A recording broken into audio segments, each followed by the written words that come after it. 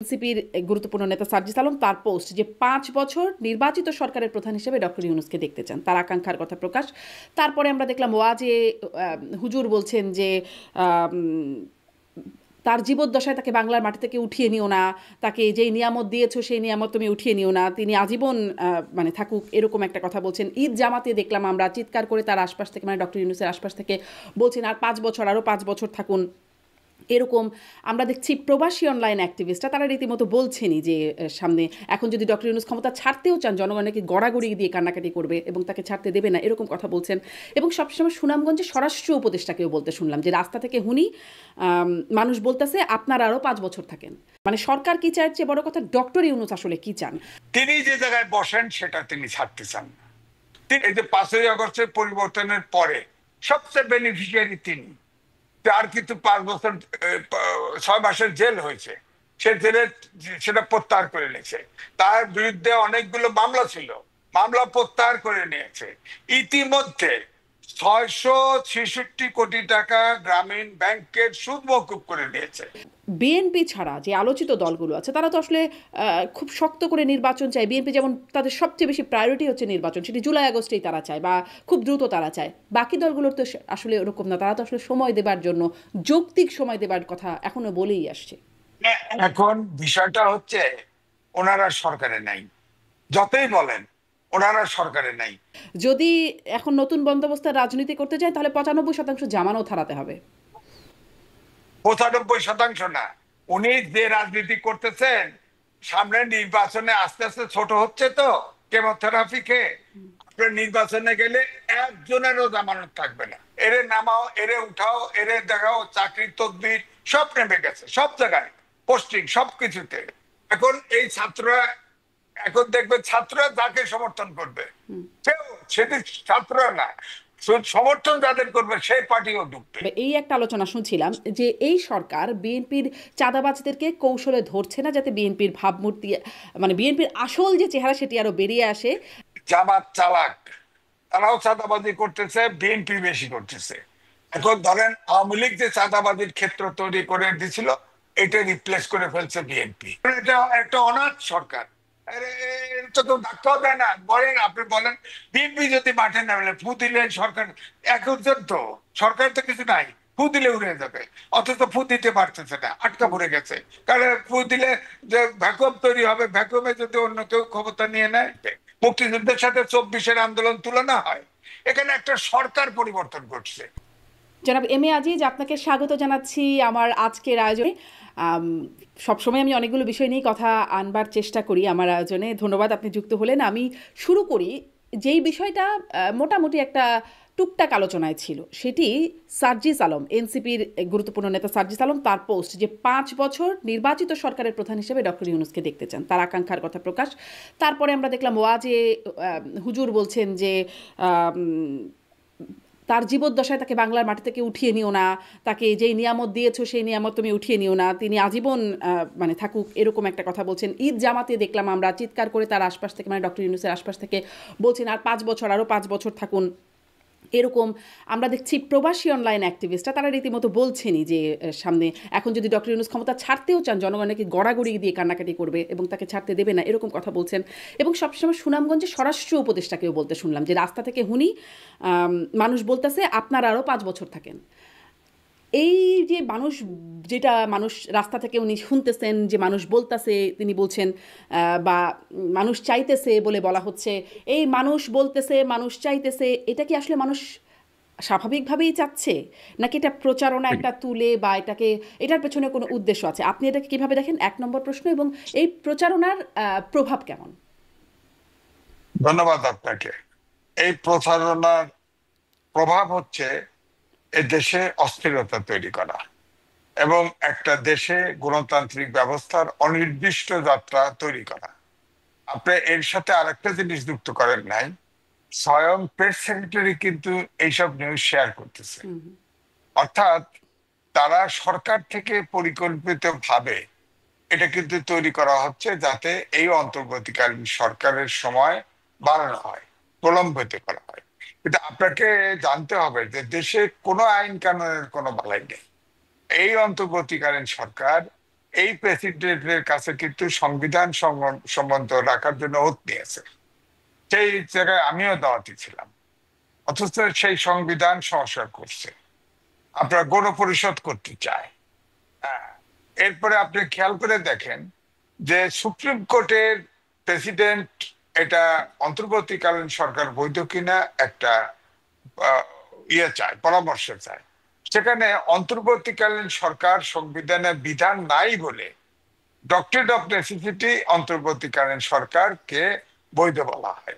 জনগণ যেহেতু অভ্যুত্থানের মাধ্যমে সরকার এসেছে, জনগণ যেহেতু মেনে নিয়েছে, সুতরাং এটা বৈধ। এর এগেনস্টে রিট হয়, সেই রিটটাও কিন্তু বলা হয়েছে যে না, জনগণ যেহেতু মেনে নিয়েছে এটা বৈধ। তো এখন আইনে কাভার করে না, সংবিধানে কাভার করে না, এখানে নামও দিছে অন্তর্বর্তীকালীন সরকার। একটা সময় আপনার ৮ মাস পার দিল, আপনার ডক্টর মোহাম্মদ ইউনূস সারা বিশ্বব্যাপী অত্যন্ত গুরুত্বপূর্ণ ব্যক্তি, এবং তিনি বিদেশে গেলে সব রাষ্ট্রপ্রধান, সরকার প্রধান থেকে শুরু করে গুরুত্বপূর্ণ ব্যক্তিরা তার কাছে আসেন। তিনি গিয়েছেন, আপনি খেয়াল করে দেখেন এ পর্যন্ত অন্তর্বর্তীকালীন সরকার সবাই আশ্বাস দিচ্ছে আপনি যে সংস্কার করবেন বা যা পদক্ষেপ নেবেন আপনার সাথে আমরা আছি, সব রকম সাহায্য দেব। এ পর্যন্ত $2.1 বিলিয়ন প্রতিশ্রুতি এসেছে বাংলাদেশের, একটি পয়সা বাংলাদেশে আসে নাই। প্রতিশ্রুতি দিয়েছে, কারণ প্রত্যেককে কিন্তু টাকার তার নিরাপত্তা চায়। সুতরাং অন্তর্বর্তীকালীন সরকার কখনো বলে এই যে ডিসেম্বরের নির্বাচন, কখনো বলে অল্প সংস্কার হলে ডিসেম্বরে, বেশি সংস্কার হলে জুনের নির্বাচন। তো সুতরাং বিদেশি বিনিয়োগকারীরা তো আপনার এই যে সম্মেলন হয়ে গেল 2 দিন আগে, সব অ্যাসুরেন্স দিয়ে গেল, কিন্তু কেউ কোনো ইনভেস্টমেন্টের কিন্তু কমিটমেন্ট করে নাই।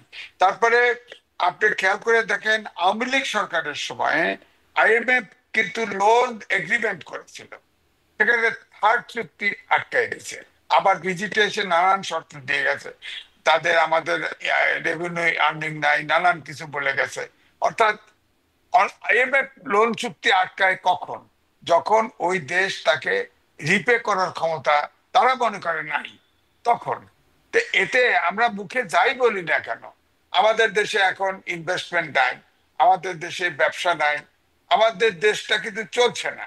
আবার দেখেন আচ্ছা, এই দুই যে হাজার মানে ছাব্বিশ আপনি সালে বলছেন বিনিয়োগ সম্মেলন বা বাকি প্রচারণা থেকে আমরা কি পেলাম সেই একটা প্রশ্ন, এটি নিয়ে আমি আরেকটু কথা বলতে চাইবো। কিন্তু এই যে মুখে যাই বলেন না কেন, এই যে আপনি কথাটা বললেন, এই যে মুখে মুখে এই কথাগুলো যে বলছে, এটি কি আপনি মনে করছেন তাহলে এটিকে স্বাভাবিকভাবে, বা আপনি সাংবাদিক হিসেবে মানুষের সাথে মেশেন, মানুষের মধ্যে আসলে কি ধারণা, তারা কি যেই যে ঈদের জামাতে ডক্টর ইউনূসকে ঘিরে যেটি বলতে শুনলাম আমরা, খুবই উৎসাহী মানুষ যে আরও 5 বছর, মানুষ কি আসলে, মানুষ কি চাইছে? না, দেখেন, মানুষের যার যার পেটের চিন্তায় শেষে ব্যস্ত। মানুষ করোনা কালে আপনার 20 ভাগ লোক গরিব হয়ে গেছে। এখন কিন্তু যাই বলেন না কেন, এই আপনার আমাদের ভেজিটেবলের সময়, এখন সিজনের সময় কিছু ভেজিটেবলের দাম কমেছে, আর কোনো জিনিসের দাম কিন্তু কমেনি। মানুষ কিন্তু ওই চিন্তায় আছে। এখন ধরেন আপনি আপনি তো উপস্থাপনা করে গেছেন, ঢাকায়ও করে গেছেন, আপনিও যদি যান আপনাকে চেনা মুখ, আপনাকে দেখেও মানুষ কিন্তু হয়তো নারী বলে, নারীরে পেলে আপনাকে কিন্তু ঘিরে ধরবে। এটার অর্থ এই নয় যে আপনি রাষ্ট্রনায়ক হয়ে গেলেন। প্রফেসর মোহাম্মদ ইউনূস, তিনি চিফ অ্যাডভাইজার, তাকে দেখলে তো মানুষ এটা করবেই, কিন্তু আর সাধারণ মানুষ কিন্তু এত চুলচারা বিশ্লেষণ করে দেখে না। আমাদের দেশে দেখেন কোনো একটা জিনিস এখনো পর্যন্ত সঠিকভাবে চলছে না। প্রশাসন বলেন, পুলিশ বলেন, অর্থনীতি বলেন, এই বাইরের আপনার যত প্রকার সাহায্যের কথা, এই যে চীনে গেলাম, চীনে কি পেলাম বলেন? অ্যাসুরেন্স পেয়েছি। আমাদের তিস্তা আমরা বাজেটারি সাহায্য পাবো, চীন বোধহয় ছাপ্পড় ছেড়ে দিবে, কিন্তু কিছু তো পেলাম না। সাথে সাথে আবার দেখেন আমাদের তরফ থেকে, সরকারের তরফ থেকেও বলা হলো মোদি ইউনূসের বৈঠকের আউটকাম যে আমরা সমাধানের পথে এগোচ্ছি, কিন্তু ভারত কিন্তু উল্টোটা বলল, এবং অ্যাকশনে দেখা গেল যে আমাদের যে ট্রানজিট যেটা চলে সেটা বন্ধ করে দিছে। তার মানে কি, যে আলোচনা ফলপ্রসূ হয় নাই। এখন আপনি যে মুখে পলিটিক্যাল গভর্নমেন্টের মতো বলতে থাকবেন, বা আওয়ামী লীগের সময়ও দেখেন এই যে পরিষ্কারপুরের হিসাবের সাথে এখন হিসাব পেলে না। ওয়ার্ল্ড ব্যাংক বলে দিছে আমাদের জিডিপি গ্রোথ হবে 4.5%। আপনি বলেন 4.5% যদি হয়, আর 2026 সালে যখন উন্নয়নশীল দেশে যাব, তখন প্রত্যেকটা জিনিসের উপরে সুদের হার এবং লোন নিতে সবকিছু বাড়বে। তা আমাদের অবস্থাটা কোথায় যাবে যদি অর্থনীতির চাক্কা না ঘোরে? কোথায় যাবে দেশ? 26 সালে দেখেন আমরা কিন্তু বিরাট রকমের দুর্যোগের মুখোমুখি হব। এটা কিন্তু, এটা অন্তত পক্ষে কিছু সচেতন লোক হলে এটা বোঝে। হ্যাঁ, কিন্তু সাধারণ লোকগুলোতে এই হিসাবটা বুঝবে না যে আমরা গন্তব্য কোথায় যাচ্ছি। তারা হচ্ছে কি সাধারণ, এখন যে আলোচনা হচ্ছে, আলোচনাটা শুট বললে কি সাজিদ আলম প্রথম বলছে, এরপরের থেকে এটা মুখে মুখে, এবং আমি বললাম তো স্বয়ং প্রেস সেক্রেটারি আপনার যিনি প্রধান উপদেষ্টা তিনি কিন্তু এটা শেয়ার করে করে প্রচার করছে, জি, মুখে বলে তাহলে নাই তাহলে কিন্তু তাহলে এখান উচ্চারণ থেকে একটু করছে। এটাও জানি যে তাহলে আপনার কি মনে হয়, মানে সরকার কি চাইছে, বড় কথা ডক্টর ইউনূস আসলে কি চান, এই প্রশ্নটা করতে চাই। আমরা দেখেছি যে তিনি যখন দায়িত্ব নেন তখনও তিনি বলেছেন যে তিনি নিতে চান নাই, ছাত্ররা বলেছে, ছাত্ররা অনুরোধ করেছে এজন্য বা জোর করেছে এজন্য তিনি রাজি হয়েছেন, এখনো সেই ছাত্ররাই বলছে। তিনি আসলে কি চান? এখন অবস্থা দৃষ্টি তার পজিশন অনুযায়ী যদি চিন্তা করা যায়, তাহলে বলতে হবে যে ডক্টর ইউনূসের উপরে এখন দেশটা যেহেতু সবকিছু শৃঙ্খলার মধ্যে আনতে পারছে না, তার কাছে এটা বোঝা, সে হয়তো ইলেকশন দিয়ে চলে যেতে চায়, কিন্তু এটার উল্টা আলোচনা করতে তিনি যে জায়গায় বসেন সেটা তিনি ছাড়তে চান না। তিনি ছাড়তে চান না। দেখেন আপনার গ্রামীণ ব্যাংকে, এটা সরকারি ব্যাংক, তার বয়স 60 বছর হয়ে গেছে, এটা নিয়ে কত কিছু করলো, কেস কানেকশন আপিলের ডিভিশন পর্যন্ত গেল, সে এটা ছাড়তে চায়নি।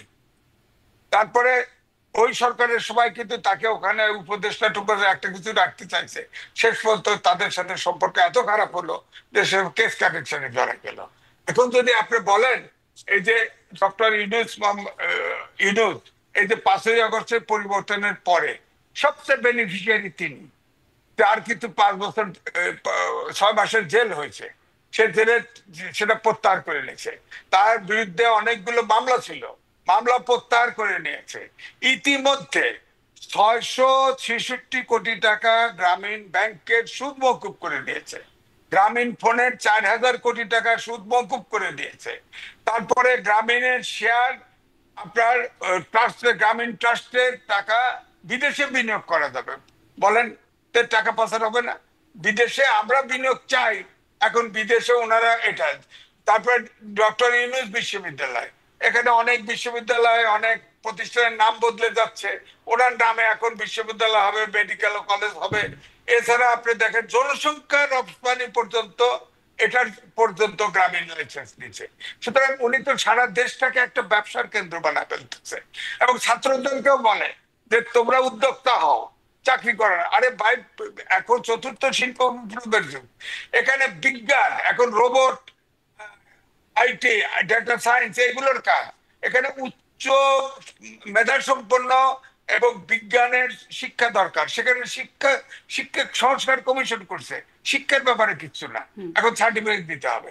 আপনি দেখেন সব স্কুল থেকে শুরু করে ইউনিভার্সিটির ছাত্র পর্যন্ত সরকার চালানোর ব্যস্ত, এবং তাদের নিয়ে দেখেন 52 সাল থেকে এ পর্যন্ত সব আন্দোলন ছাত্র নেতৃত্ব দিয়েছে, আমরাও আন্দোলন ছাত্র জীবনে করেছি, কিন্তু কোন ছাত্র কোন সরকারের অংশীদার নেয় নাই এবং দায়িত্ব নেয় নাই, এবং এত বিতর্কিত হয় নাই। এখন ওনারা সেরাটনের 10টা রুম ভাড়া করে ওনারা লুজিং কনসার্ট বানায় ফেলবে, 6 দিনে হেলিকপ্টার চালাবে, V8 গাড়ি ছাড়া চলবে না, রূপায়ণ টাওয়ারে ভাড়া থেকে জানবে না।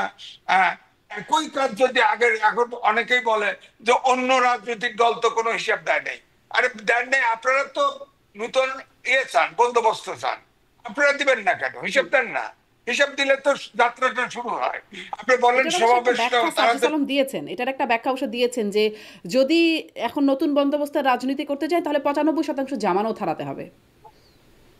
95% না, উনি যে রাজনীতি করতেছেন সামনে নির্বাচনে আস্তে আস্তে ছোট হচ্ছে তো, কেমোথেরাপি খেয়ে আপনার নির্বাচনে গেলে একজনেরও জামানত থাকবে না। আমি নির্বাচনের সময় বড় বড় নেতা দিয়ে 3টে পার্টি আপনার কিংস পার্টি করেছিল, 300 আসনেই গড়ে প্রার্থী দিছে, কিন্তু একটাও যেতে নেই, একটাও যেতে নেই। দলছুট হয়ে জোর করে পাশ করাইছে দুইটা, একটা মেজর কি আর হলো দুই আর্মি অফিসারকে একটা কক্সবাজার থেকে জেতাইছে। এছাড়া সব জামানত বাজেয়াপ্ত হয়ে গেছে। সুতরাং এনাদেরও জামানত। সাজিদ আলম তো হিসাব দিচ্ছে না যে 135টা গাড়ির বহন নিয়ে যখন গেছে বিমানে গিয়ে, তখন বলছে না যে আমার দাদার যে প্রপার্টি রেখে গেছে এটাতেই আমি নির্বাচন করতে পারবো। এখন তো ঠিকই হিসাব বেরোইছে। এখন ওনাকে জমিদারের বাচ্চা পোশাক পরে হিসাব দেখাইছে, ওনার ভাগে 1 বিঘা জায়গা পড়ে, 1 বিঘা। সুতরাং এটা করলে তো হবে না। এরে নামাও, এরে উঠাও, এরে দেখাও, চাকরি তদবির সব নেমে গেছে, সব জায়গায় পোস্টিং সবকিছুতে। এখন এই ছাত্ররা, এখন দেখবে ছাত্ররা যাকে সমর্থন করবে, কেউ সেটি ছাত্ররা না, সমর্থন যাদের করবে সেই পার্টিও ঢুকবে। কারণ এটা ভয়ঙ্কর একটা চাঁদাবাজি গ্রুপ। এই ছাত্ররা তখন নির্বাচনে ফেল করবে, তখন তো এই একটা বিরাট এই চতুর্থ শিল্প বিপ্লবের যুগে এই সার্টিফিকেটধারী শিক্ষিত হবে এবং এরা দেখবেন দেশের জন্য চরম বোঝা হয়ে চাঁদাবাজি, যাবে। ছাত্রদের চাঁদাবাজির কথা বলছেন, আসলে অনেক প্রশ্ন আপনার কথার মধ্যে মনে হয় যে অনেকগুলো বিষয় উঠে আসে, ঠিক তখন তখন তো আর জিজ্ঞাসা করা যায় না, জমে যায় অনেকগুলো প্রশ্ন। ছাত্রদের চাঁদাবাজি গ্রুপের কথা বলছেন, আমি একটু বিএনপির কথাও জানতে চাই। আমাদের পুরনো রাজনৈতিক দল, এই সময়ে বলা হচ্ছে সামনে নির্বাচন হলে যারা ক্ষমতায় যাবে তারা সেই দলটি হচ্ছে বিএনপি। তাদের তাদের চাঁদাবাজি, তাদের মধ্যকার সংঘর্ষ, অন্তর্কোন্দলের খবর প্রতিদিন চলে আসছে। আসলে ছাত্রদের কথা আপনি বলছেন, বিএনপিরই বা কি অবস্থা? না, দেখেন বিএনপি না, কারণ আমার এলাকায় ওই জামাত চালাক, তারাও চাঁদাবাজি করতেছে, বিএনপি বেশি করতেছে। এখন ধরেন আওয়ামী লীগ যে চাঁদাবাজির ক্ষেত্র তৈরি করে দিছিল, এটা রিপ্লেস করে ফেলছে বিএনপি। এখন কিন্তু আপনার চাঁদাবাজ যে দেয় তাকে জিজ্ঞেস করলেও বাংলাদেশে, আপনি বাংলাদেশে নাই, কোনো কাউকে জিজ্ঞেস করলে ভাই আপনি চাঁদা দেন না, বলে না। যে চাঁদা নেয় সেও বলে না। এই চাঁদাটা এখন কিন্তু সারা বাংলাদেশে সব পুরা জিনিসটা চাঁদার আস্তরণে ঢাকা হয়ে গেছে, এবং আগেও ছিল, এখনো আছে। সুতরাং এখান থেকে আমরা বেরোতে তো পারছি না। বিএনপি 1,500 নেতা কর্মীকে এক্সপেল করেছে, কিন্তু আমি জানি স্ট্যান্ডিং কমিটিতেও চাঁদাবাজি আছে। বড় বড় 2-4টা ফেলায় দিলে কিন্তু এই চাঁদাবাজি কমতো, সেটা কিন্তু হচ্ছে না। এখন আমরা আছি সংস্কার এবং নির্বাচন নিয়ে, এবং সেটাও ইউনিট সরকার এখন আজীবনও থাকবে, এমনও আছে যে যতদিন ইউনিট বাড়বে ততদিনই থাকবে। তো এটার সমাধানটা কোথায়, এটা তো বোঝা আমি মুশকিল। এই প্রচারণাটা নিয়ে আরেকটা কথা বলবো, কিন্তু এইখানে একটা মন্তব্য আমি আমি একটু আপনার কাছে উল্লেখ করতে চাই, এবং এই মন্তব্যের যৌক্তিকতা আছে কিনা আমি আপনার কাছ থেকে জানতে চাই। যে বিএনপি, আপনি বলছিলেন বহিষ্কার করেছে নেতাদের বা কর্মীদের যারা চাঁদাবাজির সাথে সংশ্লিষ্ট তাদেরকে, বিএনপিও এটা বলছে যে আমরা ব্যবস্থা নিচ্ছি, কিন্তু তারপরেও কমছে না। বিএনপি বলছে যে পুলিশ কেন ব্যবস্থা নিচ্ছে না তাদের বিরুদ্ধে। এই মন্তব্যটা আমি শুনছিলাম, বা এই একটা আলোচনা শুনছিলাম যে এই সরকার বিএনপির চাঁদাবাজদেরকে কৌশলে ধরছে না, যাতে বিএনপির ভাবমূর্তি, মানে বিএনপির আসল যে চেহারা সেটি আরও বেরিয়ে আসে, তাদের যে দাবি সেটা যেন খুব আমল বা ভিত্তি না পায়। এই রকম একটা বিষয়ের কি কোনো যৌক্তিকতা আছে এরকম ধারণার? আমার কাছে ধারণা এটা নয়। আমার কাছে ধারণা সাধারণ জনগণ ভাবে যে বিএনপি এবং জামাত ইসলাম ভার্চুয়ালি সরকারে আছে, তাদের পক্ষে। যেমন ধরেন আমি আমার এলাকার কথা বলি, প্রফেসর আবু ছাইদ, তিনি প্রতিমন্ত্রী ছিলেন, তিনি লোক ডাকছেন, মানুষজন ডাকছেন, তিনি স্বতন্ত্র নির্বাচন করতে চায়। তখন তার ওখানে জামাতের লোক মিছিল করে তার বাড়ির গেট টেট ভেঙে দিছে। ভেঙে দিয়ে বলছে যে সে জামাত ইসলামের যে আমির ছিলেন মতিউর রহমান নিজামীর ফাঁসির মাস্টার মাইন্ড, সুতরাং তাকে কেন গ্রেপ্তার করা হয় না। তো এটার জন্য কোন জামাত ইসলামের লোক ধরছে? বলেন, ধরার ক্ষমতা নেই। কারণ জামাত ইসলাম এবং বিএনপি কে ধরে নেওয়া হয় যে অনেকটা সরকারি আছে, অনেকটা, এবং তাদের লোকরাই কিন্তু বেশি বেশি সরকারের চাকরিও পাইছে। এটাও ঠিক, পাবে কোথায় লোক, তাদের লোকরাই পাইছে। সুতরাং এখন এই জন্য তখন ওই প্রফেসর আবুল সাইদ আমাকে টেলিফোন করছিল ঢাকায়, যে কি করা যায় এই সেই। আমি বললাম যে শোনেন, আপনার নিস্তার নাই। এখন জামাত ইসলাম মিটিং করছে, আপনার গেট ভাঙছে, এরপরে আপনি দেখবেন যখন নির্বাচনে নামবেন, নির্বাচনের শিডিউল হবে, তখন বিএনপি এবং জামাত মিলে আপনার বিরুদ্ধে একটা স্টিয়ারিং কমিটি করবে।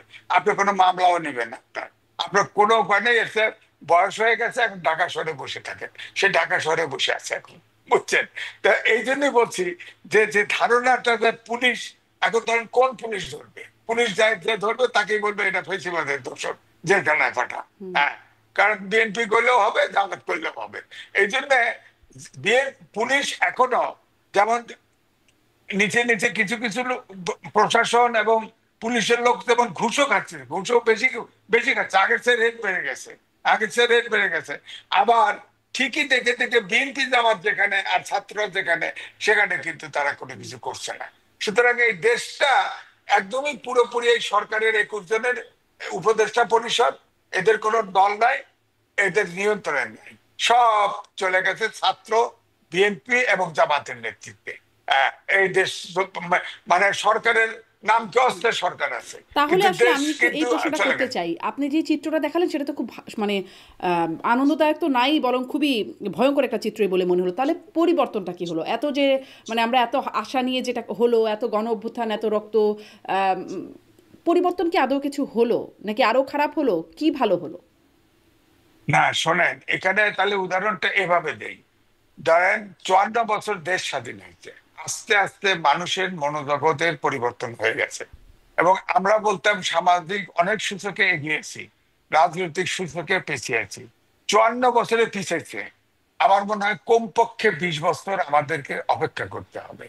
এবং যদি এই এখন যদি কিছু ধরেন বোধোদয় হয়, কিছুটা হয়তো এটা ঠিক যে 5ই আগস্টের পরিবর্তনের পরে এই সরকার অর্থাৎ যে দলই ক্ষমতায় যায় তাদের ভিতরে একটু চিন্তা থাকবে, কিছুটা পরিবর্তন হবে। তবে এটা যে এখন যে সংস্কার, মিনিমাম সংস্কারগুলো করে দিয়ে, এখন আমার মনে হচ্ছে যে এই ডক্টর মোহাম্মদ ইউনূসের সরকার যতদিন থাকবে সমস্যা বাড়তে থাকবে। সুতরাং তারা মিনিমাম সংস্কার করে আর ডক্টর ক্ষমতাটা মোহাম্মদ দিয়ে দিক। ইউনূসের সরকার চলে গেলে, রাজনৈতিক সরকার আসলে, যেটি ধরে নেওয়া হচ্ছে বিএনপি আসবে, তারা আসলে সমস্যা কমতে থাকবে কি করে? না, কমতে থাকবে আমি এটা বলছি না, মানে কমতে ডক্টর থাকতে মোহাম্মদ পারে, ইউনূস থাকলে বাড়তে বাড়তে থাকবে, আর মানে ডক্টর মোহাম্মদ ইউনূস না থাকলে কি হবে? না। কিন্তু তখন বিএনপি কে আমরা ধরতে পারবো যে সরকারে আছে, বিরাট মিনিস্ট্রি থাকবে, তার বিরাট জনবল কর্মী থাকবে, নেতা থাকবে, তাও দেশ কেন ঠিক মতো চলে না। এখন তো তাও বলতে পারতেছি না। এখন তো 21 জনের সরকার, 21 জন বসে আছে, কোনো কিছু নিয়ন্ত্রণে নেই। এভাবে তো একটা দেশ থাকতে পারে না। আবার 26 সালে আপনার ট্যাক্স টুক সব বেড়ে যাবে, সুদ সুদ সব বেড়ে যাবে। এখন ট্রাম্পের যা শুল্ক বাড়িয়ে দিছে, এটা যদি আলোচনা করে নিয়ন্ত্রণে না হয়, 26 সালে তো আমরা মহা সংকটে পড়তে যাচ্ছি। এরপরে নির্বাচনে যদি না দেয়, এই দেশটা তো ফেল স্টেটের দিকে চলে যাবে। সুতরাং একটা আমাদের একটা চান্স তো পেতে হবে যে অন্তত পক্ষে এই অন্তর্বর্তীকালীন সরকার এটা তো আজীবন থাকতে পারে না। নীতিগত ভাবে বলেন, আইনগত ভাবে বলেন, কোনোভাবেই এরা যদি এই সরকার এরা যদি চালাতে পারতো ঠিক মতো, দেশটা চলতো, তাহলে হয়তো সময়ের মানুষ অপেক্ষা করতো। এখন তো কেউ অপেক্ষা, রাজনীতিবিদরাও অপেক্ষা করতে পারে না, জনগণ অপেক্ষা করতে কিন্তু এই পারে যে না, অপেক্ষা করতে যারা পারে না আপনি সচেতন বলছেন বিশেষ করে। জনাবে মেয়াজিজ, জামাতে ইসলাম বলছে যে 6 মাস পরে হোক, বা মানে সেটি আসলে কোনো বড় ব্যাপার না, সুষ্ঠু নির্বাচন, তার আগে সংস্কার চায়। এনসিপি তো বলছেই সংস্কার চায়, বিচার চায়। সেদিন জোনায়েদ সাকিকে বলতে শুনলাম যে তিনি বলছেন আগে গণপরিষদ নির্বাচন চান। মানে এরকম বিএনপি ছাড়া যে আলোচিত দলগুলো আছে তারা তো আসলে খুব শক্ত করে নির্বাচন চায়। বিএনপি যেমন তাদের সবচেয়ে বেশি প্রায়োরিটি হচ্ছে নির্বাচন, সেটি জুলাই আগস্টেই তারা চায় বা খুব দ্রুত তারা চায়। বাকি দলগুলোর তো আসলে ওরকম না, তারা তো আসলে সময় দেবার জন্য, যৌক্তিক সময় দেবার কথা এখনো বলেই আসছে। এখন বিষয়টা হচ্ছে ওনারা সরকারে নাই, যতই বলেন ওনারা সরকারে নাই। সুতরাং ওনারা সরকার যদি সরকারে না থেকে যদি সরকার চালান, এটাও তো দেশের জন্য ভয়ঙ্কর। আমার বক্তব্য হচ্ছে নির্বাচন হতে হবে, নির্বাচনে মিনিমাম সংস্কার যা হোক করে নির্বাচনের দিক, পলিটিক্যাল গভর্নমেন্ট যা আসবে সেটা আমরা তাদেরকে, আমরা জনগণ তাদের বিরুদ্ধে বক্তব্য রাখবে। কিন্তু এখন যেটা হয়ে গেছে যে ছাত্ররা এবং জামাত ইসলাম তাদেরও পলিটিক্যাল স্ট্র্যাটেজি আছে। তারা ভাবছে যে সময় যত বাড়াবে ছাত্ররা তত শক্তিশালী হবে, ছাত্ররা কিন্তু দুর্বল হচ্ছে। আর জামাত ইসলাম ভাবছে যে আমরা সব ইসলামপন্থী লোকজন নিয়ে ইলেকশন করে ক্ষমতায় চলে যাব। জামাত ইসলামও কিন্তু একটা স্ট্যাটিক ফর্মে চলে আসছে, এরাও আর পারবে না, অর্থাৎ খেলবে ভালো, গোল দিতে পারবে না। সুতরাং দেশটা এই অবস্থায় থাকবে।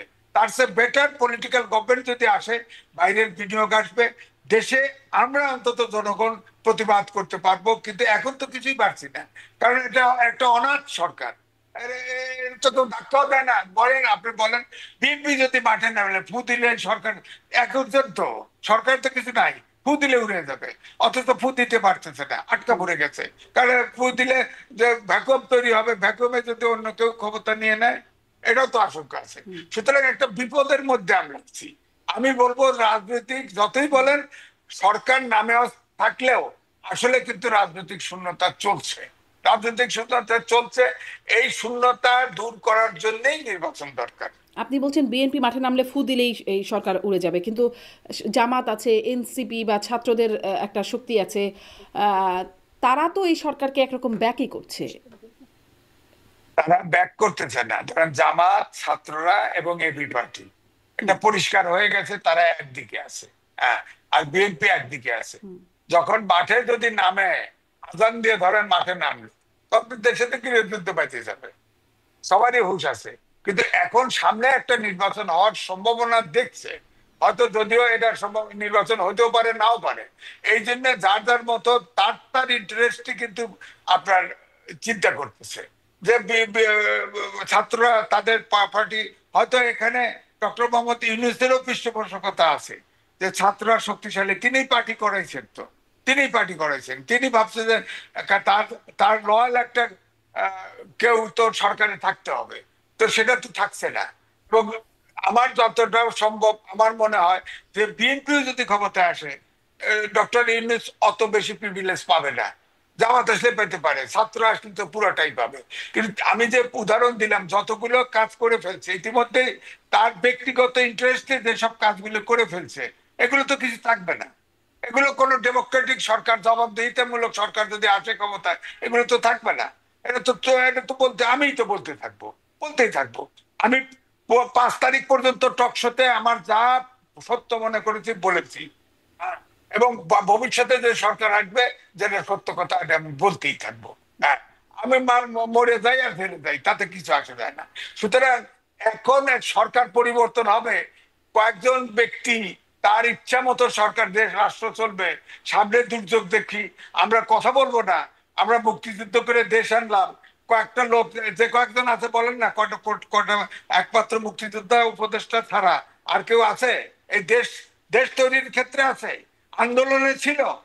তারা এখন সরকারে বসে কয় ইলেকশন দেব না, 5 বছর থাকবো, কেউ কয় আজীবন থাকবো, ইত্যাদি ইত্যাদি। ভাই, অন্তর্বর্তীকালীন সরকার আছেন, আপনার দায়িত্ব শেষ। তারা ছাত্ররা যে আন্দোলন করছে, আপনি বলেন তো দেখি, ছাত্র আন্দোলন করলো চাকরির কোঠার জন্য। এরপরে আন্দোলন যখন একটু তুঙ্গে উঠলো, 6 দফা, তারপর 9 দফা, তারপরে 1 দফা ফ্যাসিবাদ বিলোপী, সরকার হটাও। সংস্কার কোথায় ছিল?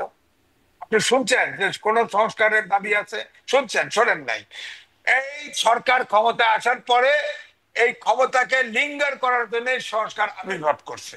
এবং আপনি বলেন সংবিধান, এটা লিখতে নতুন এই বাদ, এই সংবিধান বাদ। মুক্তিযুদ্ধ করে কত ধ্বংসযজ্ঞ, যারা মুক্তিযুদ্ধ দেখে নাই, যার বাপেও দেখে নাই, তারা বলতে পারে এই এই- এই 71 মানি না। যার বাপও দেখে নাই মুক্তিযুদ্ধ, তারা বলবে মুক্তিযুদ্ধের সাথে 24-এর আন্দোলন তুলনা হয়। এখানে একটা সরকার পরিবর্তন ঘটছে, আর মুক্তিযুদ্ধের সময় একটা দেশের অভ্যুদয় ঘটেছে, একটা দেশ, দেশের সৃষ্টি হয়েছে। আপনি সংবিধান সংস্কার করেন, সংবিধান এটা লোল খলচা সব বদল করে ফেলান, সমস্যা নাই। সংবিধান মানেন না, এটা কোন কথা? গণপরিষদ করবেন, সেই গণপরিষদই আবার ফাইনালি সংসদ হবে। এটা জোড়াতালি দিয়ে করবেন নাকি? আপনার জোড়াতালির সরকার, জোড়াতালি দিয়ে দেশ সব ঠিক করে যাবেন? আমার কথা যে সংবিধানে হাত দেওয়ার এখতিয়ার, ম্যান্ডেট তো এই সরকারের নাই।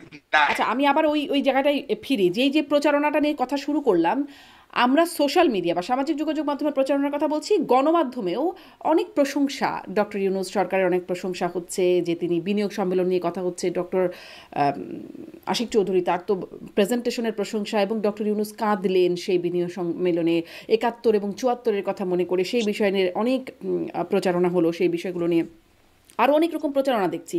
যে এরকমও বলা হচ্ছে কোথাও কোথাও, এমন একটা ভাবে বলা হচ্ছে যে তার কথাই যেন শুল্ক প্রত্যাহার করা হয়েছে, মানে যুক্তরাষ্ট্র যেই শুল্ক আরোপ করেছিল 3 মাসের জন্য সেটি প্রত্যাহার করা হয়েছে। বলা হচ্ছে 1,80,000 রোহিঙ্গা ফিরে যাচ্ছে মিয়ানমার, এরকম একটা প্রচারণা আসলো, পরে দেখা গেল যে না, তারা আসলে ফিরে যাচ্ছেন না। এরকম অনেকগুলো প্রচারণা, যেটা মূলধারার গণমাধ্যমেও যেই জিনিসগুলো জায়গা পাচ্ছে। আপনি আসলে গণমাধ্যমের ভূমিকা কিভাবে দেখেন, আপনি সিনিয়র সাংবাদিক হিসেবে? গণমাধ্যম আমি বলবো যে স্বাধীন নয় এখন।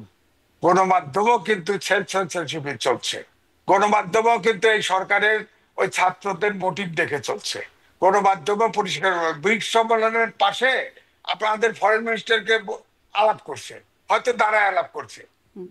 তারা বলছে যে আওয়ামী লীগের সময় 180 জনের একটা তালিকা তারা রেডি করছিল যে এরা মানে তাদের মায়ানমারের নাগরিক। এইটাই বাস, এখানে এসে ছেড়ে দেওয়া হলো, ফেরত নেবে। কোথায় ফেরত নেবে? আরাকান আর্মির দখলে। কোথায় নেবে? জান্তার সাথে আলাপ করছে, বলছে 180 জন। 50 জন তারা হয়তো বলছে যে দেখবো, কিন্তু এটা তো আরাকানের দখলে। এগুলো তো বুঝ দিলে তো সচেতন লোক এটা বুঝবে না। তারপরে ধরেন আপনি যে আনলো বিনিয়োগ সম্মেলন আনলো, এটা কোথাকার এক্সপার্ট বলেন? যারে মনে চায় তারা এনে সরকারের দায়িত্ব দিচ্ছে, সে সরকার চালাচ্ছে। কেউ আপনি বলেন তো যে যদি আমি জিজ্ঞেস করি যে আমাদের হেলথ অ্যাডভাইজার কে, কেউ বলতে পারবে না। আগে তো আওয়ামী লীগ বিএনপির সময় 50-60 জন মন্ত্রী, প্রতিমন্ত্রী, উপমন্ত্রী থাকতো, সবার নাম জানতো। এদের কারো নাম জানি না, কারো কোনো কন্ট্রিবিউশন নাই, অবদান নাই, কিচ্ছু নাই, দু একজন ছাড়া। হ্যাঁ, এখন তারা শুনতেছি তাদের ভিতরেও নাকি নানান দুর্নীতির গন্ধ পাওয়া যাচ্ছে। এটা কি আপনার এই একটা সরকার বসাবো, সেই সরকার যদি আন্তরিক হতো, চেষ্টা করতো, বলতে দেখি ছাত্ররা থেকে শুরু করে সরকারের যারা আছে রিলেটেড সবাই লুটপাট করতেছে। এটা আমরা জনগণ কেন বরদাস্ত করবো, কেন সহ্য করবো? সুতরাং এরা কেটে পড়ুক, এরা পারছে না, এই দেশ চালাতে পারছে না, দেশটাকে বিপদে ফেলতেছে। এবং আমি বললাম তো 26 সালে এই দেশে অন্তর্বর্তীকালীন সরকারের কেউ বিনিয়োগ করবে না, কেউ অর্থ দিবে না। পরাশক্তিগুলি যাদের টাকা আছে, তাদের টাকার মায়া আছে। কোন দেশ, কোন বিনিয়োগকারী, এত বড় সম্মেলন 3 দিন ব্যাপী হয়ে গেল, বলেন না কেউ কেউ বলছে যে আমার অমুক পার্টি অমুক কোম্পানি বা অমুক ইনভেস্ট করবে? সবাই আসলে সব আশ্বাস, আমাদের সব কিছুতে আশ্বাস, বরং বিনিয়োগ কোনো সম্মেলন কংক্রিট যখন ফর্মে কিছু চলছে, নেই। তখন আমরা দেখলাম ভারত ট্রান্সশিপমেন্ট বাতিলের কাজটা করে ফেললো। আহ, হ্যাঁ, জি। আবার আবার আবার সিলেটে ঠিকই আপনি দেখেন কয়েকটা প্রতিষ্ঠান ভাঙচুর করলো। হুম। হ্যাঁ, এটা রিলেটেড ঘটনা। তা বিনিয়োগকারীরা এটা বুঝবে না যে দেশে তো পলিটিক্যাল স্টেবিলিটি নাই। তারপরে অন্তর্বর্তীকালীন সরকার, এটা 3 মাস না 6 মাস আছে না 1.5 বছর আছে, কে জানে। জোর করে ক্ষমতায় থাকলে তো সরকার স্টেবিলিটি থাকবে না, তো বিনিয়োগকারীরা বিনিয়োগ করবে কি করে? তারপরে ধরেন এই যে আপনার ইন্টারন্যাশনাল ইন্টারন্যাশনাল ফাউন্ডে একটা প্রতিবেদন দিচ্ছে, ইন্টারন্যাশনাল একটা অর্গানাইজেশন, যে এখানে বিনিয়োগের পরিবেশ নাই, বিদ্যুৎ নাই, আপনার দুর্নীতি আছে, লজিস্টিক সাপোর্ট নাই, কিছু নাই, টাকার নিশ্চয়তা নাই, বিনিয়োগ হবে কোত্থেকে? আমাদের ছাত্ররা লেখাপড়া করতেছে না, প্রশাসন চলে না, পুলিশ চলে না। আপনি বলেন না দেশের কি চলতেছে বলেন?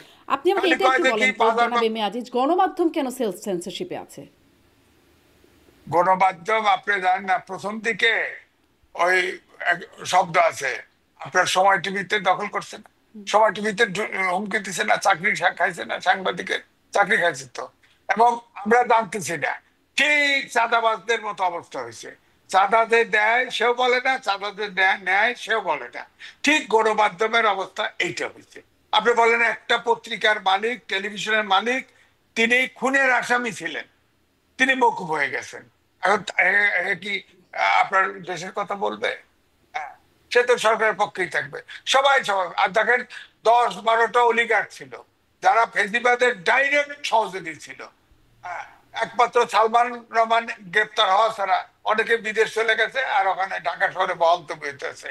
তারা শুনতেছি দুনিয়ার টাকা খরচ করতেছে। এখন যদি আপনি জিজ্ঞেস করেন, সে কি স্বীকার করবে কারা যে তারা? আমি কারা অমককে 10-12 টাকা জন দিচ্ছি? অলিগার কারা তারা? আজিজ আজিজ মোহাম্মদ আছে, এসালাম আছে, বসুন্ধরা আছে, তারপরে আরো এইরকম সব আছে তো ব্যবসায়ীরা, সালমান রহমানরা আছে, এরা তো আছে। একমাত্র সালমান ধরা খাইছে, ধরা পড়ছে। তাতে তো সবই রয়ে গেছে। কেউ কেউ কার কোনো সমস্যা হচ্ছে? এখন আওয়ামী লীগের যারা টাকা আলা তারা আবার ইনভেস্ট বা বাংলাদেশে তাদের সম্পদ রক্ষার্থে লোক খুঁজতেছে, ধরেন বিএনপির লোক বা জামাতের লোক খুঁজতেছে, এটাও পত্রিকায় বেরোইছে। হ্যাঁ, এবং এটা শেয়ার দিচ্ছে। এবং প্রত্যেকটা প্রতিষ্ঠান আপনি খেয়াল করেন, যেখানে আওয়ামী লীগ ফোরফ্রন্টে ছিল, সামনে ছিল, এখন হয় জামাতের লোক সামনে চলে গেছে অথবা বিএনপির লোক সামনে গেছে। এখন তো তাকে ধরতে পারতেছেন না। সুতরাং আমাদের যে লাউ সেই কদু বাংলায় বলে, খুব একটা পরিবর্তন হবে বলে আমার কাছে মনে হচ্ছে না।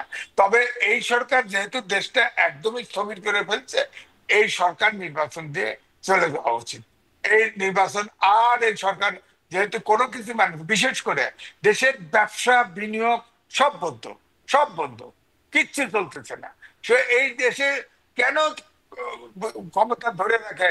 আমার তো এটা মনে হয় না। ক্ষমতার ইন্টারেস্ট এত স্বাদ, হ্যাঁ, এটা তো আপনার এই সরকার থেকে নেমে গেলে তো অনেকের বিচার হবে, তো অনেকের বিচার হবে। ছাত্ররা কি, ছাত্ররা আপনি দেখেন, একজন একজন 6 দিনে 18 বার হেলিকপ্টার চড়ছে। হ্যাঁ, 20,000 টাকার কম্বল দিছে, 36 লক্ষ টাকা হেলিকপ্টার ভাড়া দিছে। 2টা হেলিপ্যাড আবার বানাইছে, আবার ভেঙেও ফেলছে। এটা গরিবের মিনিস্ট্রির থেকে পয়সা দিছে। বলেন এটার অডিট হবে না? অডিট হলে কি জবাব দিবে? হ্যাঁ, অর্থাৎ নিজের বিপদ নিজে ঘুরে রাখছে। ধরেন ওই অনেক প্রতিষ্ঠান থেকে চাঁদাইছে, তারা হয়তো স্বীকার করবে না। হ্যাঁ, স্বীকার করবে না। কিন্তু যেগুলো এই যে মিনিস্ট্রির থেকে পয়সা দিছে, এলজিএডি মিনিস্ট্রির থেকে এই টাকাটা হেলিকপ্টার ভাড়া দিছে, এটার হিসেবে অডিট হবে না? অডিট হবে তো। হ্যাঁ, তারপর সেরাটনের যে 10টা রুম কোনো দখল করে আছে এবং ফ্রি স্টাইল খাচ্ছে, ওটা মিউজিক কনসার্ট করলে বানায় ফেলছে নতুন একটা হোটেল, ইন্টারকন্টিনেন্টাল হোটেল। এটা সরকারি তো, এটা অডিট হবে না? এটা ধরা পড়বে না? ওদেরকে ওই ওই ওই ওই প্রতিষ্ঠানের জিএম টিএম যারা পরিচালনা এমডি টেমডি আছে, তারা ধরা খাবে না? তারা তো বলে দিবে, এক সময় বলে দিবে যে আমাদের এই হয়েছে, এই হয়েছে। কি জবাব দিবে বলেন?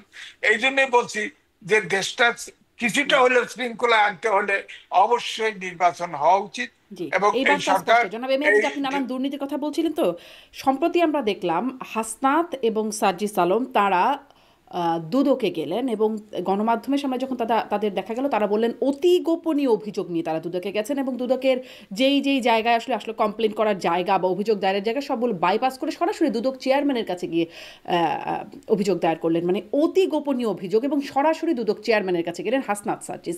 আপনি কিভাবে দেখছেন, কেমন অভিযোগ যেটি এত অতি গোপনীয় বলা হচ্ছে বা তারা বলছেন, এবং সেটি সরাসরি দুদক চেয়ারম্যানের কাছে গিয়ে করতে হচ্ছে? না, বিষয়টা হলো জনপ্রীতি আছে, এখন তা ভবিষ্যতে বেরোবে। ওনারা কোনো অভিযোগ নিয়ে যান নাই, নিজেদের বিরুদ্ধেই অভিযোগ দাঁড়াচ্ছে। ওটা যাতে না হয় সেই জন্য ওনারা গেছে, এইটাই জনশ্রুতি আছে। আর আপনি বলেন দেশটা চলবে কি করে বলেন? এই এই ইয়াং পোলাপান চেয়ার পর্যন্ত সোজা চলে যায়। আপনি বলেন, আমিও গেলে তো এমন পাবো না। বলেন, তাহলে দেশটা কোন জায়গায় গেছে? নাবালক পোলাপানের হাতে দেশ চলে গেছে। হ্যাঁ, এরা বোঝে না কিছু, সব যা ইচ্ছে তাই তদবির, এর পোস্টিং, এর চাকরি দেওয়া। চেয়ারম্যান মানে কোন একটা অর্গানাইজেশন শুনলাম, আমার কাছে দুঃখ করে বললো চেয়ারম্যান হতে 120 কোটি টাকা ঘুষ চাইছে, এবং এটা ভাগাভাগি হবে। ওটা হলো ঘুষের চেয়ারম্যান, ঘুষের চাকরি, সে তুলে নেবে হয়তো। হ্যাঁ, সে এটা রাজি হয় নাই, হয় নাই। এইভাবে সব হচ্ছে। এই সুতরাং 120 কোটি দেশটা টাকা ঘুষ কে হরিণের চাইলো? অবস্থায় চাইছে, ছাত্রদের কেউ চাইছে। আচ্ছা এখন না, আপনি তো আমেরিকায় আছেন, আমি তো দেশে আছি। হ্যাঁ, নাম বলেন না, আচ্ছা, নাম বললে চাকরি থাকবে না, বুঝছেন? সেই যে বিখ্যাত বক্তৃতা আমরা শুনেছিলাম, যেটি ভাইরাল বক্তৃতা একজন বিএনপি নেতার, সম্ভবত মুন্সিগঞ্জে, নাম বললে চাকরি থাকবে না, সেরকম একটা পরিস্থিতি কি, হ্যাঁ, সেরকম হ্যাঁ, একটা পরিস্থিতি না, বিরাজ করছে? কিছু বিষয়, না, আরো কিছু। জি আমার কথা বললেন, নাম বললে তো দেখা যাবে যে আমার বাসায় হামলা হয়ে গেছে, তখন কি করবো?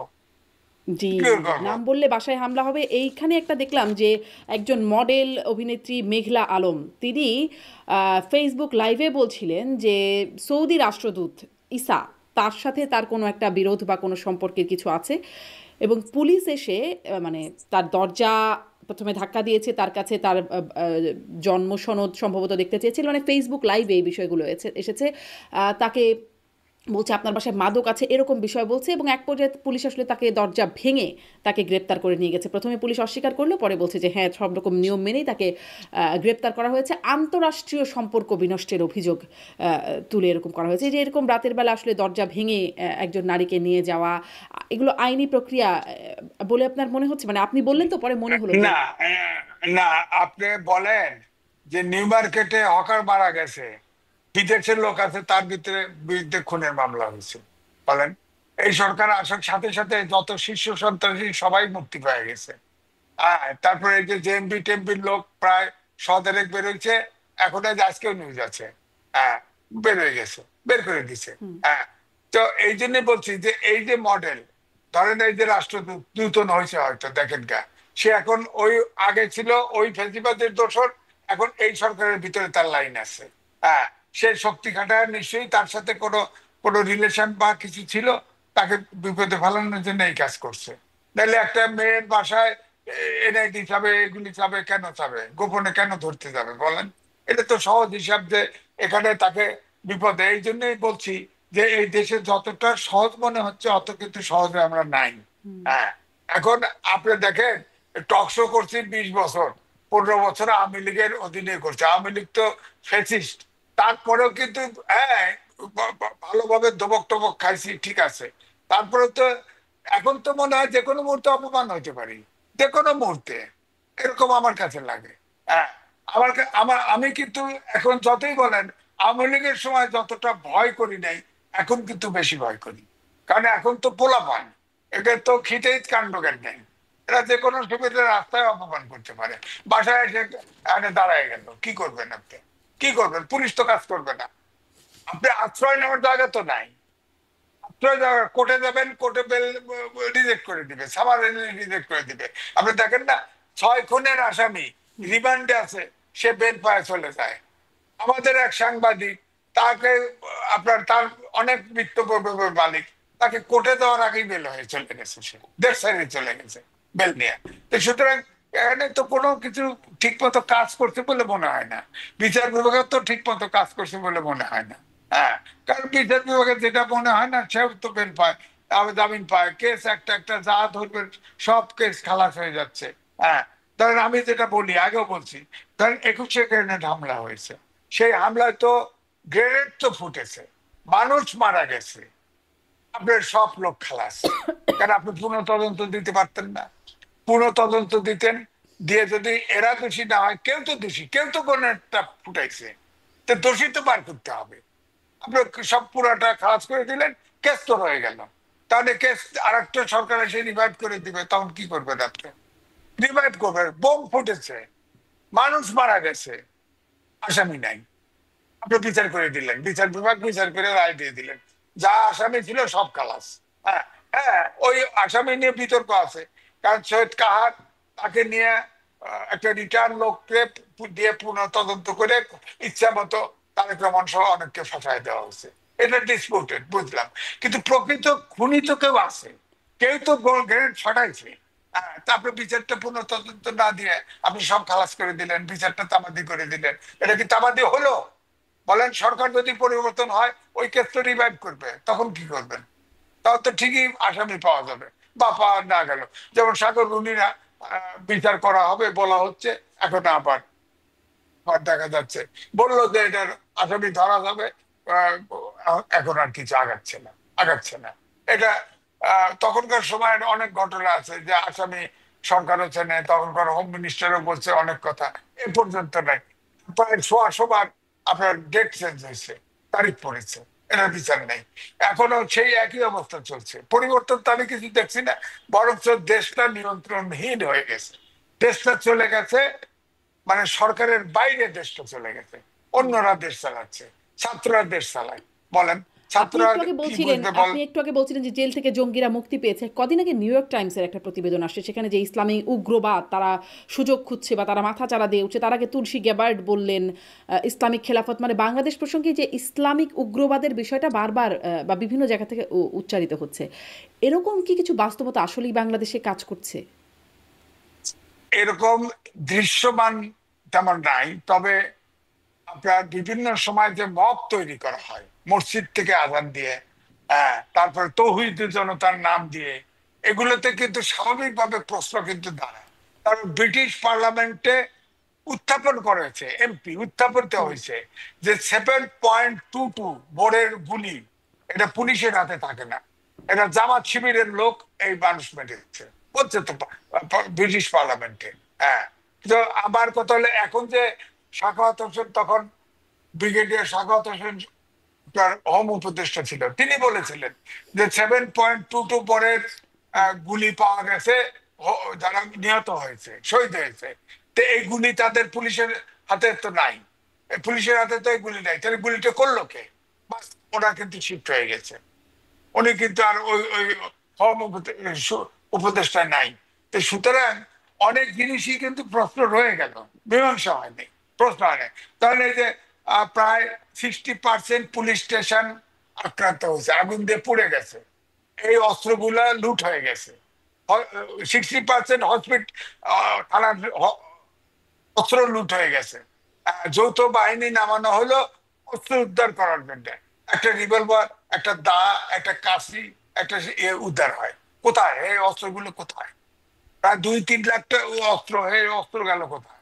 অস্ত্র তো নাই, অস্ত্র তো মানুষের হাতে চলে গেছে, কার হাতে চলে গেছে? আর অস্ত্র তো একটা উদ্ধার প্রশ্ন, হয়নি। সেই যে আপনারা তখন নিশ্চয়ই খেয়াল করেছেন যে আসিফ মাহমুদ উপদেষ্টা তিনি যে বক্তব্য দিয়েছেন গণমাধ্যমে যে 5 তারিখের অভ্যুত্থান, মানে সরকার পতন না হলে তাদের সশস্ত্র অভ্যুত্থানের পরিকল্পনা ছিল, তিনি এই বিষয়টি বলেছেন গণমাধ্যমের সামনে। মানে এই প্রশ্নটিও কি কখনো এসেছে, বা এই প্রশ্নটি কোনো অনুসন্ধান, সাংবাদিকতা বা কোথাও থেকে কিছু হয়েছে যে তারা সেই অস্ত্রটাই বা তাদের কাছে কোত্থেকে আসছিল, বা তাদের কাছে কি এসেছিল সেই অস্ত্রটা, সেই অস্ত্রগুলোর কি কোনো অস্তিত্ব এখনো আছে? না, এটাই তো কথা। এই কথা কওয়ার সাথে সাথে তার জবাবদিহিতা চাওয়া উচিত ছিল না? তার বিরুদ্ধে মামলা হওয়া উচিত ছিল। যে সশস্ত্র সংগ্রামে, যেমন ধরেন আরেকজন ছাত্র উপদেষ্টা বলছিল, ও যে 2 জন গেছিল সেনা প্রধানের সাথে দেখা করে আসে, তারপরে বলছে সেনাবাহিনী, সেনানিবাস ঘেরাও করা হবে। হ্যাঁ, তা আমি বলছিলাম যে যান না, এটা তো আর্মির তো পুলিশের ট্রেনিং দেয় না, আর্মিকে দমন করার, ঠিক আছে, একটারও লাশ ফেরত আসবে না ওখান থেকে। এগুলো কইছে তো, এগুলো অবুঝ কথা। এই ছাত্ররা অবুঝের মতো বলে ফেলে, মুখে টানবাজির জন্য যা মনে আসে তাই বলে ফেলে। সুতরাং আমরা এই ছাত্রদের এই তাফালিং এ অনিশ্চয়তার দেশে পড়ে গেছি, এখন পুরোপুরি অনিশ্চয়তার মধ্যে আছি। সুতরাং এই জন্যই আমি বলি যে সংস্কার যাই করুক, করে অন্তত রাজনৈতিক দলের হাতে ক্ষমতা দিয়ে চলে যাক, যে যেতে যেত, তারপরে তার বিরুদ্ধে লড়াই করব প্রয়োজনে। জি। হ্যাঁ, যে সরকার আসবে তার বিরুদ্ধে লাগে, আমি তো লড়াই করতে পারতেছি না, এমন একটা অবস্থা। লড়াই করে দেশটা স্ট্যান্ড স্টিল অবস্থায় চলে গেছে, এবং দুর্যোগ আসতেছে, খেয়াল করতেছি। যারা সচেতন মানুষ তারা খেয়াল করতেছে দুর্যোগ 26 সালে এই দেশের ভিতরে দুর্যোগ আসবে তো। আবার আপনি দেখেন 16 তারিখে এই অন্তর্বর্তীকালীন সরকারের সাথে আপনার মিটিং আছে, আপনার বিএনপির। সেখানে যদি নির্বাচনের রোড ম্যাপ না দেয়, তারা কিন্তু মাঠে নামবে। দেখা দেখি তার সাথে প্রায় 32টা রাজনৈতিক দল আছে বিএনপির সাথে, তারা মাঠে নামবে। তা হয়তো দেখা গেল যে ভিন্ন ফর্মে ছাত্ররা রয়ে গেল, তা আরেকটা ক্রাইসিস তৈরি হবে না? তৈরি হবে তো ক্রাইসিস। তো এই জন্য সরকার এইটা কয় অল্প সংস্কার, যার সংস্কার হলেই আমরা নির্বাচন দিয়ে দেবো। যার সংস্কার হলেই যতটুকু হয় অতটুকু হলে নির্বাচন দিলে রোড ম্যাপ দেন না কেন? ইলেকশনের ডেট দেন না কেন? হাতে ধরে রাখেন কেন? এখন না এখন, এই অল্প হলে এই সময় ডিসেম্বর, বেশি হলে এত বেশি বুঝি, আপনার তো ম্যান্ডেটই নেই সংস্কার করার। এই সরকারের কোনো ম্যান্ডেটই নাই, আইনগত নৈতিক ভাবে কোনো ম্যান্ডেটই নাই। এটা অন্তর্বর্তীকালীন সরকার একটা ক্রাইসিস করতে আসছে। হ্যাঁ হ্যাঁ, তবু আমরা মনে করি যে দেশটা যদি চালাইতে পারতো ঠিক মতো, তাহলে কিছু সময় বেশি নিত। আর দেশটা তো চলছে না। সুতরাং এখন নির্বাচন দিয়ে তাদের বিদায় নেওয়া উচিত, এবং এই স্লোগান উঠবে। আপনি দেখেন বিদেশের 4-5 জন আছে, এই 4-5 জন এই ছেলেদেরকে হুইসপার করে। আজকেও দেখলাম যে ইয়ার ফরাদ মাজার, তিনি কিন্তু ছাত্রদের উপর ভর করা আমাদের, তিনি নাকি এবার কি তো তাত্ত্বিক হয়ে গেছে, কোথাতে তাত্ত্বিক জ্বালালো জানি না। এটা কয় যে নির্বাচন মানেই গণতন্ত্র মানেই ইয়া না, গণতন্ত্র না, ওটাও স্বৈরাচারের জন্ম দেয়। হ্যাঁ, তো আপনি কি দিবেন? আপনি ফর্মুলা দেন, ফর্মুলা নাই। সবসময় সরকারের আপনার তার সিয়াসি উপদেষ্টা বানায় রাখছে, সে আবার সরকারের বিরুদ্ধে করে, আবার ছাত্রদেরকে তথ্য দেয়। সেটা একটা ক্রাইসিস তৈরি করতেছে। এরকম বেশ কিছু লোক নেমে গেছে এই দেশটাকে অস্থির করার জন্য, নেমে গেছে। কার পক্ষে কে খেলে কিছু বোঝা যাচ্ছে না, বোঝা যাচ্ছে না। আপনি দেখেন বাইরের যে যে দু তিনজন যে কথা বলে, কথা বলে কি অশ্লীল ভাষায় কথাবার্তা বলে, এগুলো কি উচিত হচ্ছে বলেন? সে কার পক্ষে, কার ইন্টারেস্ট সার্ভ করতেছে তাও তো বুঝি না। দেখেন, নাম পরিবর্তনের খুব একটা জাস্টিফিকেশন আছে আমার কাছে মনে হয় না। তবে আগে কিন্তু এটা আনন্দ যাত্রাই ছিল, পরে এটা মঙ্গল নামকরণ করা হয়েছে। আর ধরেন আমরাও যখন পাকিস্তানের বিরুদ্ধে আন্দোলন করেছি, তখন কিন্তু আমরাও কিন্তু ইয়ার ছবি, রাক্ষসের মতো ছবি বানানো, প্রতীকী ছবি বানানো হয়েছে, কিন্তু পোস্টার বানানো হয়েছে। এটা রাজনীতিতে এটা হয়, এটা প্রতীকী। যেমন আমরা পত্রিকায় আগে কার্টুন ছেপেছি, এখন রাজনীতিবিদদের এই সহ্য শক্তি, ধৈর্য শক্তি নাই। এই জন্য এখন দেখেন কোনো পত্রিকায় কোনো কার্টুন দেখেন না। কার্টুন, আগে কার্টুন ছিল না, কার্টুন একটা পদই ছিল পত্রিকায়, দৈনিক পত্রিকায় সবসময় কার্টুন দেওয়া হতো। এখন কার্টুন হয় না পত্রিকায়। তো সুতরাং এটাকে আপনার মনে হয় যে এটাকে আপনি এভাবেই দেখেন যে এমনিতে নাম পরিবর্তনের যেভাবে নাম দেওয়ার একটা জোয়ার উঠছিল, এখন নাম পরিবর্তনের জোয়ার এসছে। আর যেহেতু আমি আগে বললাম যে আওয়ামী লীগকে তো জাস্টিফাই করানো, তারা তো এই যে ইউটিউবে বা ফেসবুকে কথা বলেন তো সবাই, কারো তো অনুতাপ নাই, কারো কিন্তু কারো ভিতরে অনুশোচনা নাই। সুতরাং যতক্ষণ এইটা না থাকবে, আবার ভারতও দেখেন তারে তারে পুরোপুরি আগে ওপেন তার পক্ষে অবস্থান নিছে যে। এবং আমার ধারণা যে শেখ হাসিনা যতদিন ভারতে থাকবে, ততদিন ভারতের সাথে সম্পর্ক আমাদের টানাপোড়েন থাকবে। তো এইটাকে আমি যে প্রতীকটা আমি দেখছি বাঁশের খাঁচা দিয়ে টেলিভিশনে দেখানো হয়েছে, বানানো হয়েছে মুখের, হ্যাঁ, এটা কিন্তু একটা ফেসিবাদের রূপক হিসেবে দেখানো হয়েছে। এটা রাজনীতি এটা চলবে। হতেই পারে, জি। হ্যাঁ, আমরা, হ্যাঁ, এটা হতেই এটা পারে। হতেই পারে আপনি বলছেন। কিন্তু এই মঙ্গল শোভাযাত্রা নামটাই বা এই নামেই একটা আমরা বিশ্ব স্বীকৃতিও পেয়েছি, আহ, মানে ইউনেস্কো স্বীকৃতি পেয়েছি। এটি আসলে কোনোভাবে ইম্প্যাক্টেড হচ্ছে? না, মঙ্গল শোভাযাত্রা কিন্তু মঙ্গল হিসেবে আমরা পাই নাই। এটা একটা যে কালারফুল শোভাযাত্রা হয়, এই জন্য আমরা স্বীকৃতি পেয়েছি। আমি তো আগেই বললাম যে আনন্দ শোভাযাত্রা এটা ছিল আগে, আগে নাম ছিল, ওই জায়গায় চলে গেছে। এটা চেঞ্জ করার কোনো প্রয়োজন ছিল হুম। না। আমি মনে করি যে মঙ্গল শোভাযাত্রা থাকলে সমস্যাটা হতো কি? হুম। কোনো সমস্যা ছিল না। কিন্তু এখন হলো পরিবর্তনের সময় খালি দেশের নামে পরিবর্তন পরিবর্তনের হচ্ছে। প্রস্তাব আসছে। দেশের নামই পরিবর্তনের প্রস্তাব আসছে, সব পরিবর্তনের প্রস্তাব আসছে। আগে যেমন খালি নাম পরিবর্তন করে একদিকে নিয়ে গেছে, এখন সব পরিবর্তন হয়ে উল্টা দিকে যাচ্ছে। এই আর কি, এই জি, জ্বরে হচ্ছে বলে মনে জি। হয়। একটু শেষের দিকে আসছি, আর একটু টুকটুক মানে ছোট ছোট করে কয়েকটি শুনি। যে ডক্টর খলিলুর রহমান রোহিঙ্গা বিষয়ক হাই রিপ্রেজেন্টেটিভ, তিনি প্রধান উপদেষ্টার, এর পাশাপাশি এখন তাকে প্রতিরক্ষা মন্ত্রণালয় সংযুক্ত, মানে তাকে জাতীয় নিরাপত্তা উপদেষ্টার দায়িত্ব দেওয়া হয়েছে, উপদেষ্টা পদমর্যাদায়। আপনি কিভাবে দেখছেন? দেখেন, উনি কিন্তু এখানে এক্সপার্ট না, এই জন্য আমি বলি বিদেশে থাকলেই গুরুত্বপূর্ণ। আর ইংরেজি, বাংলাদেশের ভিতরে হলে ইংরেজি পত্রিকায় চাকরি করলে বা ইংরেজি জার্নালিজম করলেই সে গুরুত্বপূর্ণ ডক্টর মোহাম্মদ ইউনূসের কাছে। ওনার ব্যাকগ্রাউন্ডটা দেখেন। আমি ব্যক্তিকে ক্রিটিসাইজ করতে চাই না, ওনাকে এনে আবার দায়িত্ব বাড়ায় দিছে। তিনি বলছে বিদেশে থেকে তার ইনকাম বাড়ে অনেক ছিল, এখানে কমে গেছে, এটা কি হলো? হ্যাঁ, ওনার দায়িত্ব বাড়ায় দিছে, গুরুত্ব বাড়ায় দিল, এই আর কি। কিন্তু উনি তো এক্সপার্ট না, উনি তো এত এক্সপার্ট না, ওনার সম্পর্কে তো আলোচনা হচ্ছে। আপনি দেখেন, ডক্টর মোহাম্মদ ইউনূসের যে দ্বীপ সম্মেলনও গেল, একটা মেয়ের সাথে ছিল। আমি ছোট করে দেখছি না, উনি ওনার আত্মীয় স্বজন, আশেপাশে পছন্দের লোক, আত্মীয় স্বজন সব বসায় রাখছে। উনি তো কে পারবে কে পারবে না এই চিন্তাটা তার ভিতরে গৌণ আমার কাছে মনে হয়েছে। সব একবার যদি কমিটির দেখেন, এনজিও দিয়ে সাজায় রাখছে। হ্যাঁ, কিছু প্রফেশনাল আছে, দু একজন আমলাও আছে, কিন্তু ওনার ব্যক্তিগত চয়েসে আসছে। এখন কোন কোন প্রতিষ্ঠান ঠিক মতো চলে না, একমাত্র বাংলাদেশ ব্যাংক আর অর্থ মন্ত্রণালয়টা মোটামুটি চলছে, আর গুলো তো ঠিক মতো চলছে বলে মনেই হয় না, মনেই হয় না। কারণ আমি করে যে অর্থ কি হেলথ মিনিস্টার হয়েছে, ধরেন আমি ঢাকার, আমি বাংলাদেশে চিকিৎসা করে আমার জিহ্বায় একটু ঘা হয়েছে, আমাকে ক্যান্সার হয়েছে, অপারেশন করার লাগে ব্যাংককে নিয়ে গেছে আমার ফ্যামিলি, চাপ দিয়ে বলেন নো ক্যান্সার, ওষুধ দিচ্ছে, ঠিক হয়ে গেছে। কারণ বলেন, আমার তো এরকম আমার ফ্যামিলিতে দুই তিনটা ঘটনা ঘটছে। এখন তো বাংলাদেশের ডাক্তার এবং বাংলাদেশের হসপিটালের উপরে পার্সেন্ট রাস্তা নাই আমার। আমি কি করব বলেন? কি করব? আমার তো অত টাকা পয়সাও নাই যে দৈনিক দৈনিক চিকিৎসা নেব। কারণ ভারতে যাই নাই, ভিসাও দিবে না জানি। এখন তো এখন যাচ্ছে কুম্বিকে খুলতেছে, অল্প বয়সে দেওয়া লাগবে হসপিটাল 3টা। এখন ভারত যেটা করতেছে, ধরেন এই যে ট্রানজিট বন্ধ করে দিচ্ছে, ভিসা চালু করে নাই। এখন তো মানুষ তো এখন মালয়েশিয়া, ব্যাংকক, কুম্বিং এইদিকে যাওয়ার চিন্তা করতেছে, এদিকে ছুটতেছে। এতে ক্ষতিগ্রস্ত ভারতও হচ্ছে, বাংলাদেশও হচ্ছে, এতে লাভ তো কিছু হচ্ছে না। হ্যাঁ, তো এই জন্য এটার আমার মনে হয় ভারতের এটা ফরেন পলিসির পরিবর্তন আনা উচিত। এই এশিয়ার একটি দেশের সাথে তাদের সম্পর্ক ভালো নেই জি, এই ফরেন পলিসির কারণে। জি, সেটি ভারতের বিষয়। ভারতের যখন কোনো সাংবাদিক বা কারোর সাথে কথা বলবার সুযোগ হয় তখন এই বিষয়টি আমরা প্রশ্নের মধ্যে অন্তত জিজ্ঞাসা করি।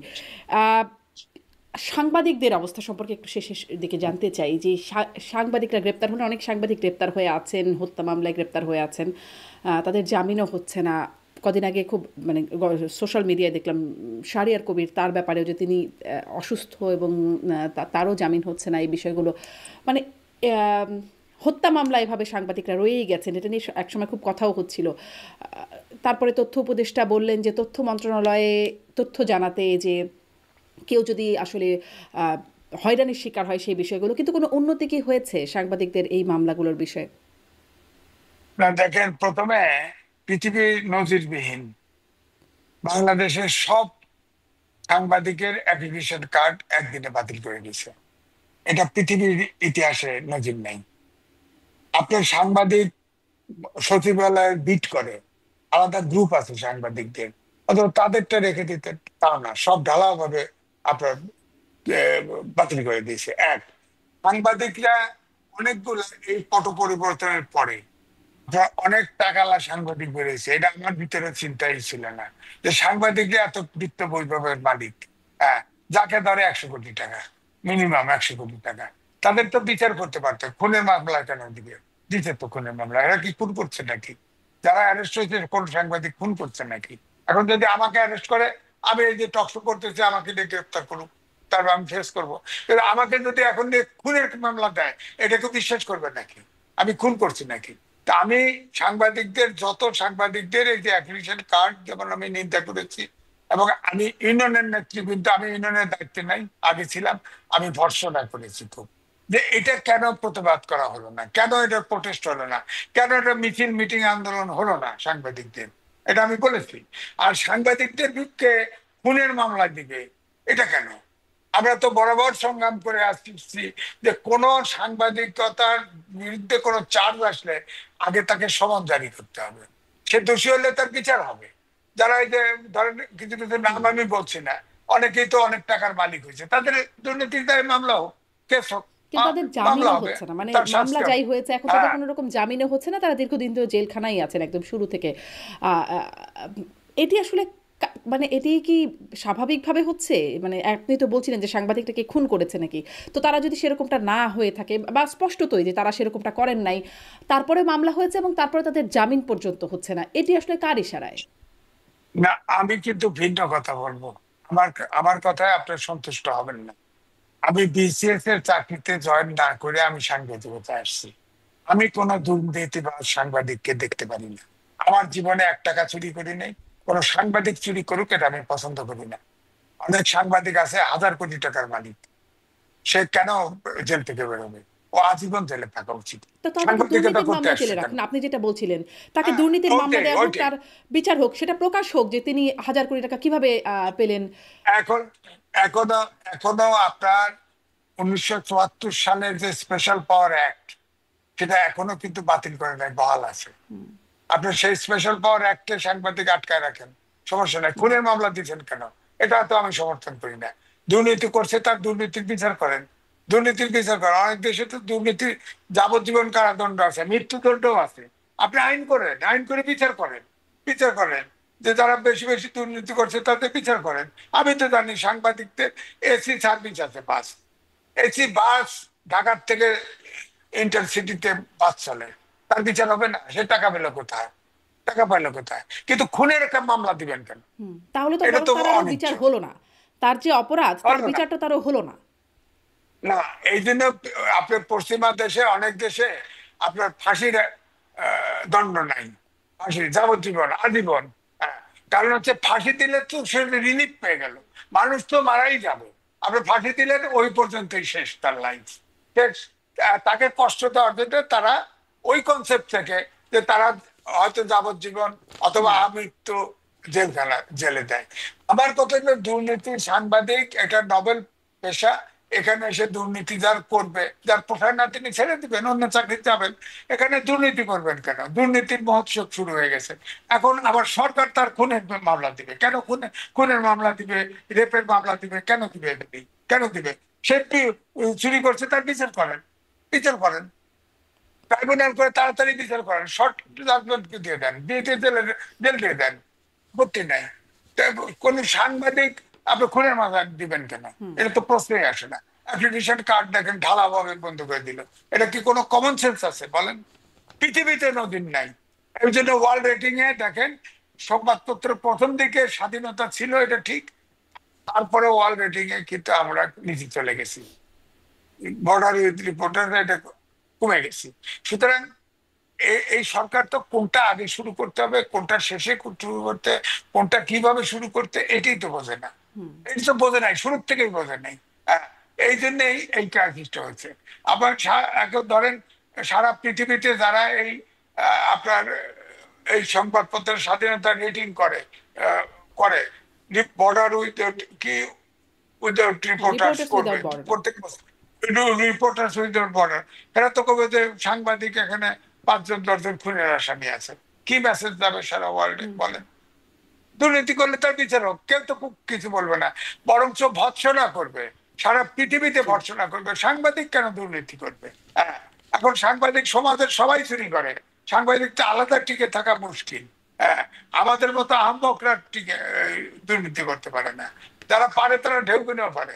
তো এখন কিন্তু কি করবেন বলেন? তাকে তো অবশ্য খুনের মামলা দেয় নাই তাদেরকে, কিন্তু তারা বলেন 29টা ফ্ল্যাট থেকে আসে একজন সাংবাদিককে, তার বিচার আপনার কি করে যাচ্ছে? হত্যা মামলা আছে তাদের। আচ্ছা, তাহলে হয়তো আটকায় রাখা জেনে দিচ্ছে, আমার খেয়াল নাই। যাই হোক, তো আমি এই জন্য বলছি যে বিচার, যেহেতু আইনের শাসন আমরা চাই, সুশাসন চাই, বিচারে যদি কেউ খালাস পেয়ে যায় কিছু করার নাই, কিছু করার নাই। তো আপনি তাকে যিনি যে ক্রাইম করেছে সেই অনুযায়ী তার বিচার করবেন, এটাই তো চাইবো। আপনি একজনকে আটকায় রাখার জন্য সালমান রহমান আপনার বলেন কি দেখি, সে ব্যবসায়ী, সে তো, আমি তার হাউসেও কাজ করছি, ইন্ডিপেন্ডেন্ট ফাউন্ডার নিউজ এডিটর ছিলাম। হ্যাঁ, আমরা বলি যে খুব কর্পোরেট প্রতিষ্ঠান ঠিক মতো চলে না। আপনার নিউ মার্কেটের পাশে হকার মারা গেছে, তার খুনের আসামি দিয়ে দিয়েছেন, কেউ বিশ্বাস করছে? সালমান রহমান খুন করছে এটা কেউ বিশ্বাস করছে? কেউ বিশ্বাস করে না। সাকিব আল হাসান বিদেশে রয়েছে, তার বিরুদ্ধে খুনের একটা মামলা হয়ে গেছে, বলেন এগুলোকে আপনার সমর্থনযোগ্য বলেন? আর তো সাকিব আল হাসান তো অনেক অপরাধ করছে আমরা জানি, জুয়া টুয়াতে ওইগুলো আছে, ওগুলোর বিচার করতে না। হ্যাঁ, সালমান রহমান অনেক ট্যাক্স ফাঁকি দিচ্ছে, এই যে শেয়ার মার্কেট লুট করছে, অনেক বিচার করেন, খুনের মামলা দিলেন কেন? খুবই যৌক্তিক আপনার প্রত্যাশা জানাবে মেয়াজিজ, যার যা অপরাধ থাকে সেই অপরাধে বিচার করা হোক, সবাই গণহারে কেন খুনের মামলা তাদের বিরুদ্ধে? সেই প্রশ্নের উত্তরটা আজ পর্যন্ত সরকার দিল না, এবং যতটুকু দিল বা যতটুকু তারা বিব্রত বোধ করবার কথা বললো, কোনো সমাধান তারা আজ পর্যন্ত করলো না। আজকের মতো শেষ করে জানাবে মেয়াজিজ, সামনে নিশ্চয়ই আবারও আপনার সাথে কথা হবে, আপনি আমাকে সময় দেবেন। অনেক ধন্যবাদ জানাবে মেয়াজিজ এতক্ষণ সময় দেওয়ার জন্য। ধন্যবাদ আপনাকে। দর্শক আপনাদেরকেও সবাইকে অনেক ধন্যবাদ এতক্ষণ সাথে থাকবার জন্য। আপনারা সাবস্ক্রাইব করুন, সাথে থাকুন, ভালো থাকুন।